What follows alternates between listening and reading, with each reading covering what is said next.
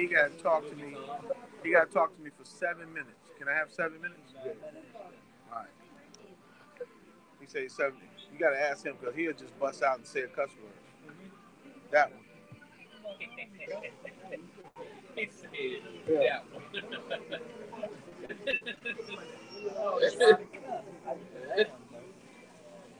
Hold on, Ingram. Can you hear me? $60. Ingram, can you hear me? That can't be real.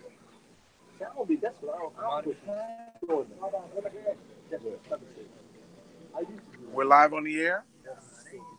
And we are live. Good morning, good afternoon, good evening. Welcome to BWTM Online. This is an exclusive report here. We're talking to Brother Jamil, a helper, a very close friend of the Honourable Minister Louis Farrakhan. So we're going to talk straight with him and let him introduce himself, and we'll get straight down to business. We haven't got much time, so it's an exclusive. Let's get into it. Jamil, how are you doing? Brother, I can hear you slightly. I'm glad we have this new technology. I'm glad that we are being able to be connected overseas. And I'm glad that for the most part, I'm going to try to get some quiet, but I'm in a popular restaurant. When I heard you needed to talk to me, I wanted to stop right now and talk to you and your listeners and viewers throughout your audience worldwide. So I'm very grateful to be with you today and hopeful that we can talk about the subject matter at hand and reach some conclusions. So I'm honored to be on your airwaves. Thank you, brother. For those people out there that don't quite know who you are in connection to the Nation of Islam and the Honourable Minister Louis Farrakhan, can you please explain? Well, I mean, I as a follower and helper of the Honourable Minister Louis Farrakhan for now these last 40 years, what I've had the opportunity to do is to see and experience a lot of the great work that Minister Farrakhan has been successful in doing all over the world. And so what I'm asking is, come on in. I told my brother I'm on the air. He says, get off the air. I got something to say. No, he didn't. But listen, in a minute I will. But I want to just say, brother, that opportunity to do that for the last 40 years has been a great, great chance for me to witness some of the power that he has given to people who were powerless by speaking God's truth to the devil's so-called power. And all over the world, that is what the Honorable Minister Louis Farrakhan has done. Okay, brother. So let's talk about this Netflix situation. Talk to me about the Netflix situation. What's going on? Say it one more time, brother. Talk to me about the Netflix situation. What's been going with Netflix? We know that Mr. Farrakhan had a documentary, a musical documentary that was coming out. Netflix said they were going to put it out, and then the last minute, the day before, they then turn around and say, due to miscommunication, it's no longer going to be on Netflix. Talk to us more about that. Yes, sir, brother. I don't think anybody who's a watcher of the nature of the two peoples and the relationship between the two is surprised that Netflix would cave into pressure from satanic counterfeit Jewish forces and perhaps take the minister off the air because of pressure from them. You have in your possession a copy of the letter written by the Executive Council of the Nation of Islam earlier this week, which talks about what we suspect may have taken place, but the fact that the Honorable Minister Louis Farrakhan was not made by the media. Therefore, he cannot be broken by the media. He is God's man. And as such, he's on the straight path. And that straight path leads him to speak truth and not vary that truth. It leads him to tell the actual facts and not mix them up with falsehood.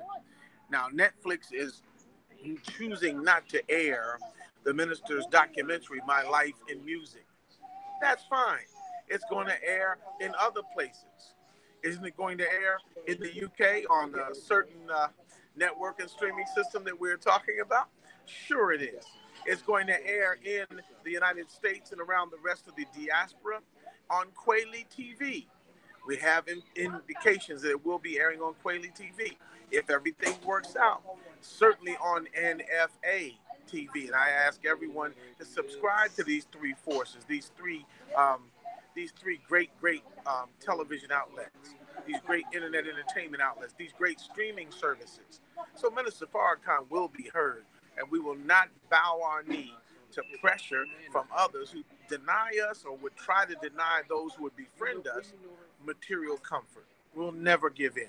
We'll never quit. We'll never stop. Now, in the official statement from the Nation of Islam, the statement was in the statement they were saying, well, okay, you're not allowing Mr. Farrakhan's documentary to come out, but you're allowing other stuff on there. So, what's the situation with that? It's injustice. I mean, but why are we surprised? Look who we're dealing with. This is a people who do not have justice in them. This is a people who have never told you or given you the indication, either in their system of jurisprudence, in their world of entertainment or industry or commerce or banking or finance or education. They've never given you an indication that they would be fair with you. What makes us think they would turn around and be fair today? Why? No, of course they're unfair. The only solution is for us to unite, go for self, and establish a separate reality from that of our slave masters and their children. That's the only solution, brother. But I'm puzzled. What I can't understand about this, if this is the way the Nation of Islam feels this way, if this is the way that many of the followers feel this way, then why would you go down the route to go to Netflix to then get rebutted or get refused when you know exactly what you're dealing with? If this is what you believe. No, I'm sure that Netflix, like any other streaming system, offered a deal. I wasn't at the table when they made the offer to carry the documentary. I wasn't there. I can't tell you what was a prevailing sentiment, like let's go to Netflix and get justice. But no, that's business. And in the case of business, you expect the business entities at the table of agreement to hold up their end of the bargain. It doesn't appear that that was done in this particular case. And so while Netflix may have streamed the documentary, I'm sure that there was no exclusivity in that agreement. I'm sure that that wasn't the case. And I'm speaking to you not as an attorney, not as a barrister, not as a representative of the Nation of Islam, but I'm speaking to you as a citizen, a person who's a consumer of entertainment, a person whose family consumes entertainment. And as a Muslim, and I'm speaking to you saying this is my opinion, we should not be surprised. And we should continue to build and promote our own platforms by which our own quality programming can be seen. So why didn't you just go straight to a platform without going for all this stuff with Netflix and facing the embarrassment of being refused by Netflix? Why didn't you give that to somebody else instead of having to do Netflix? I don't understand. No. Again, I'm not able to tell you why a decision was made at the table to actually pursue that. I can't tell you who made the overture to whom, but I can tell you in the event that Netflix is there, it's like if you're an entertainer or you have programming and you're approached by the BBC or the CBC or NBC or ABC, CBS, CNN, and they want your programming, you consider the benefits of that business deal and you make the deal. I don't see any reason why that wouldn't be done, except to say this. You would not say I'm going with Netflix and not a black streaming service. No, you say I'm going with both. Because you want to reach the broadest audience possible.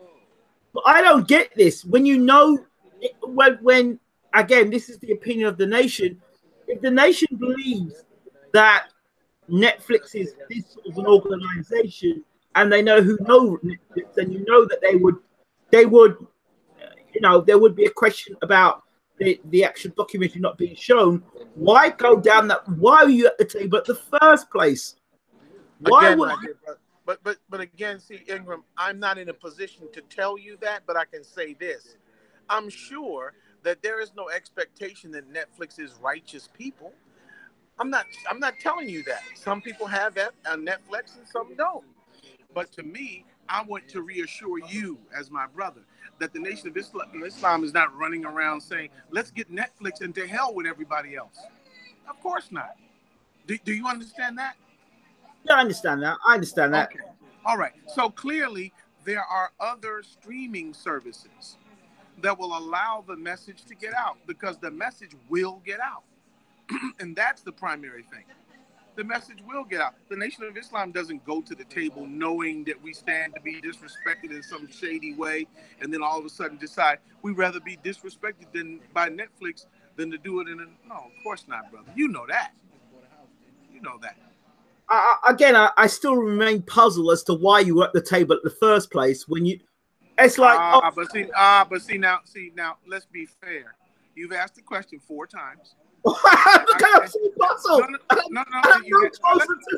But let's talk now. You've asked the question 4 times, and 4 times I told you, and 4 times I told you that I was not at the table. I know you were. That I did not make the decision. No. Listen now. Wait. No. Ingram, we got to talk now. Okay. Because I don't want you to gotcha. I don't want you to do that to me. No. No. But I want to make sure I'm clear, brother. Because as we started the conversation, I told you even before we came on the air, I'm not speaking to you as a representative of the nation. Remember I said that? Of course. I said I'm not speaking to you as a barrister or an attorney. Nor was I an agent nor a party to any business agreement reached between the Nation of Islam or any of its entities and any other party. Yeah. I told you I'm speaking to you as a consumer of entertainment who has an interest in seeing the best things happen for my community. Of course. And I believe that the best things that can happen for my community are for us to continue to support streaming systems, networks, entertainment outlets that will diversify their programming, that will put out messages from diverse different points of opinion. That's what I'm talking about. Oh, okay. What about Oprah's Own? Could you not have gone through Oprah's Own? I'm sorry, I couldn't hear you, brother. I mean, Oprah's Own is a possibility. OWN, Oprah. Would that not have been a possibility? I mean, I do not know whether that was a possibility at the time that agreement was made or not. I don't know with whom the agreement was made. You're asking me to answer some questions that I quite honestly cannot answer. I mean, okay. Do you understand that I can't? Yeah, I'm just here. I'm your brother. I'm your friend. I'm a consumer of black entertainment. I'm a consumer of quality entertainment. And I want to see it in outlets where people can get it. But this deal is not a disappointment to me. I'm not upset. Netflix can go wherever Netflix goes. They can do whatever they do. I'm not upset and clutching my pearls and outdated and outdone. No, that's Netflix. They decided not to show the documentary. Fine. The documentary will be shown at another place and another time to as many people as God will allow. And that's what I'm confident about as a consumer and as a member of the nation and the black community. Now we're clear now? Yeah, of course, absolutely. Now, the other thing is there's talk about people boycotting the Netflix because of what's happened now. I have not heard any direction to boycott anyone. I haven't heard that. If people choose to cancel their services and they are upset about that, they have every right to do that. If they choose to boycott Netflix, then they have every right to do that. That to me seems like an expression of personal choice. I have not heard a direction come from the leadership of the nation to boycott Netflix. If it comes, I will follow it. But I have not heard it. Okay. And so the people who are boycotting Netflix at this point are doing so of their own volition and by their own will. Well, you do read across Facebook that people are talking about boycotting because of this, and you know, I guess it's down to personal opinion. Yeah, I mean, whatever people decide to do, that's clearly their.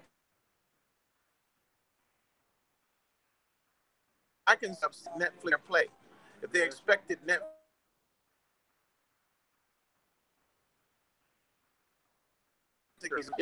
A righteous explanation and a righteous deal.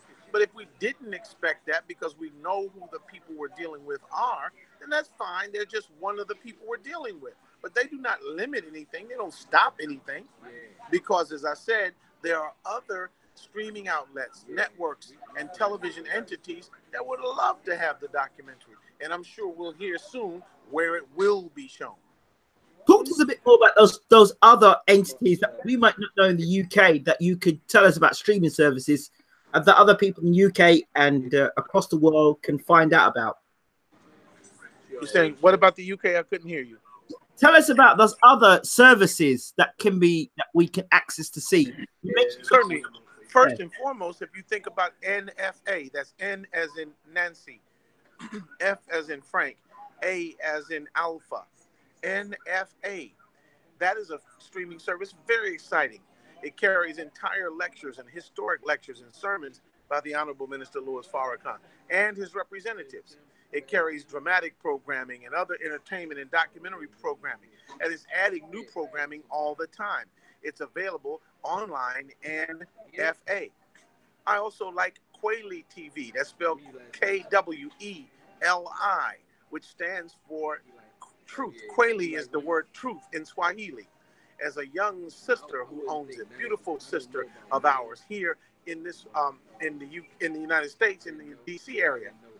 Great programming, award-winning films at film festivals in various locations around the planet. Great, they did a great special on C.L.R. James, the Trinidadian scholar. A great examination of a family in San Francisco struggling to be together under great odds. Great programming is out there. And so I'm sure that these systems will, in fact, put forward the minister. I have no doubt about that. Because God is in the mix. And when God is in the mix, you're going to get what you need. I know it may have been frustrating to you. You had to ask the same question 4 times. Why? Heck, I don't know why. But I do know that the God who does know why is the God who's in charge of the situation. So I'm confident, and all praise is due his name. I think the reason why I asked the question 4 times was like I still couldn't get why they're at the table. I understand you didn't know. It was more of a rhetorical question rather than a question that wanted answered. Yeah, okay. But it sounded very directed and not too rhetorical. You're like, why, Jamil? Why? You need to tell. I can't tell you that. But I can say this beyond the shadow of a doubt. Everything, like the Bible said, all things work together for good for those who love the Lord and are called according to his purpose. Another place in the Bible, we're reminded that no weapon formed against the righteous shall prosper. These things are true. In the Holy Quran, we are reminded that the victory of the righteous is nigh at hand, and that Allah is always present with those who believe in him and do good deeds. That's all us. That's me and you. So there's no problem. There's no problem. Nothing to worry about. The answer is, how do we take steps forward moving from here? Because if we rejected or boycotted every white-owned business that hated us, we would not do business with any white folks. You wouldn't buy a vehicle from Rolls-Royce. You wouldn't buy a vehicle from Bentley. You wouldn't buy a vehicle from Daimler-Benz or General Motors. You wouldn't do it. You'd never dress in suits made on German Street. You would never, Savile Row, you would never dress in Savile Row suits and German Street shirts and, Carnaby boots and, you would never do all of that. Nike trainers and... Yes. So then you determine the most profitable way for you to encounter the economy that's going out, while you continue to build the economy that's going in, that's coming in. And the economy that's coming in is the economy of God and the righteous. The economy that's coming in is the economy of the righteous black nation of the earth. So we're looking for our own people to do business with. That's the thing we have to settle on, and that's the best part of our understanding. And I think we can make it from there. Yes, sir. Final question. From a consumer point of view, say it one more time, brother. From a consumer's point of view, when you see there's a couple of movies out on Netflix. One is White is Right, and another one about the Ku Klux Klan, and that's on Netflix. It's been allowed on Netflix. And then you say this stuff is Cool Yeah, though. You see what I mean? I've seen them people before. understand why it could be. I really need to understand the question, and I couldn't hear because there's some ambient sound in my immediate environment. Yeah, to your left or to I your right. couldn't hear. Okay, let's try again, bro. Say it again. I Yes, said please. the other two things. First of all, it was reported in this article I read about the Netflix thing with the minister. I also heard that there are other things on Netflix, other movies on Netflix or documentaries based on white supremacy that is on actual Netflix at the moment. And the person that said that Farrakhan is not on Netflix because of his anti-Semitic comments.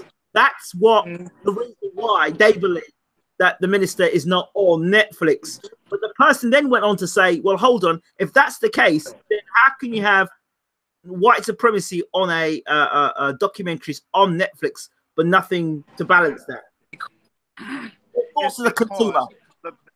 it's because if there's no justice in them for you, they don't give it to you. The way for you to get justice is to take your own steps toward freedom. You don't like what they're showing on their television network? Guess what? It's still their television network. If you don't like it, get a network of your own and show what you want to see. Is the teachings of the Honorable Elijah Muhammad, Louis Farrakhan. I'm in a joyous, happy people who here in the restaurant are just laughing, and you can hear them in the background because they sound like they're right close to me. But I'm telling you, if you can hear me, I'm saying that if you want better programming, program it for yourself. If you want stream for yourself, that Final question. I know you're a very busy man. Final question. It was also reported in that same article. They talked about the minister's Twitter account being unverified. Any thoughts on that? The hell with Twitter. Twitter don't verify Farrakhan. Farrakhan brings credibility to Twitter. Twitter does not make Minister Farrakhan who he is. If he doesn't get verified by Twitter, does that lessen his import in the world? Does it lessen his import to Allah and the Honorable Elijah Muhammad? Certainly not. Minister Farrakhan is who he is regardless of Twitter. That is a trivial dispute. It doesn't matter in the least. If he's not verified by Twitter, it doesn't take a thing from the minister. I'm glad. Well, I'm glad. What I have to say in this society, because people are very much not more about substance, they're more about things like followers and how many followers a person has. People are very much like that today. They're not into substance, very much into. The Quran and the Bible teaches us that the devil's world. It is an illusory world. It is a world full of illusion.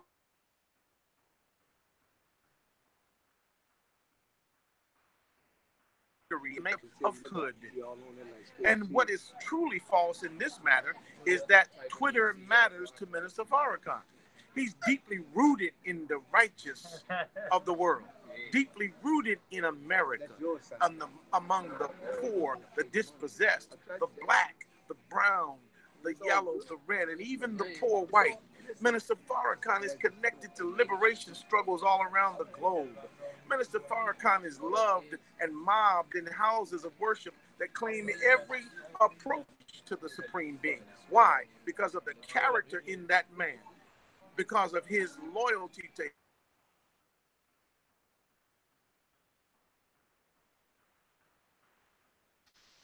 and the minute that the nation of Islam. So the minister does not need Twitter. He don't need Instagram, Snapchat, Facebook. He needs none of that. They would be wise to have him on their airways and draw and push traffic to them. But if they don't want to verify him, man, we ain't losing no sleep over that. None. Hell with them.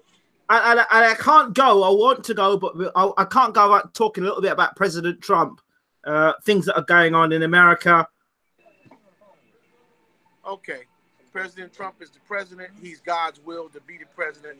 We thank Allah for his will, and we're glad that we have a president that is now destroying the myth in the mind of a Negro that wants a benevolent, giving white man to be the president. Here we give you a few jobs, and we got some new project houses for you. Go down there and live in the new projects we're going to develop for you. Enough of that. Trump has revealed his own face and is taking the veil of civility off the faces of his white nationalist brothers throughout America. Racism is real, and the whole solution is accept your own and be yourself. As a black man, you better stand up for yourself or you'll lose today. As a black man, you better stand up on righteousness or you'll lose today. That means in our individual lives, but it also means in our collective national striving. We have to strive for the will of God. And the will of God today is that we be separated from the devil. The will of God today is that we be separated from our enemies, the slave masters and their children. The will of God is that we establish a place on this earth that we can call our own.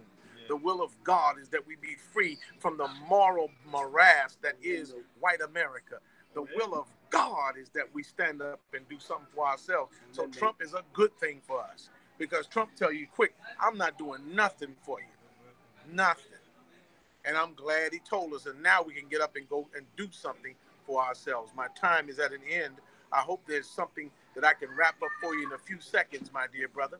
Is there anything else I can say? Nothing else? Absolutely not. That's the end.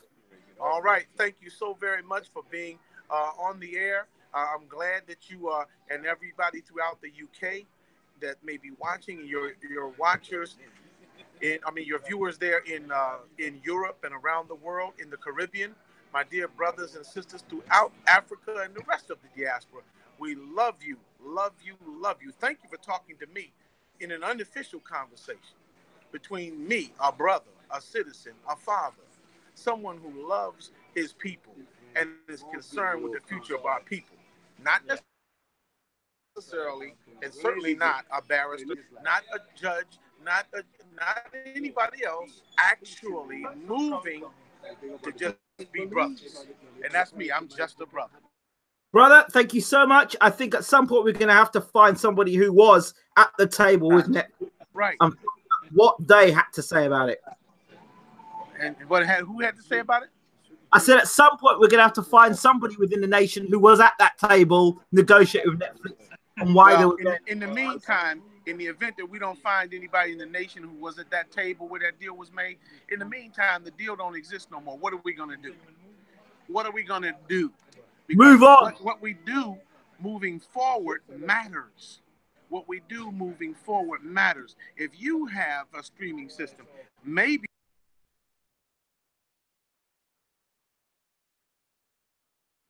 breaking up. Baby.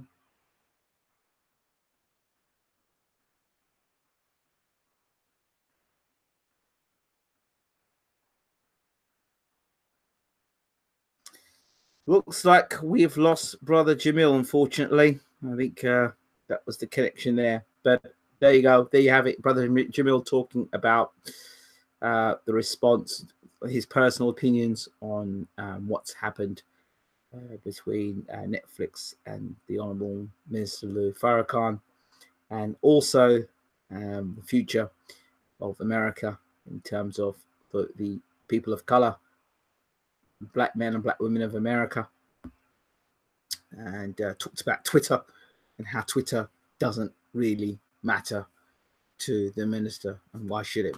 Right, I'm out of here. Thanks for watching. Take care.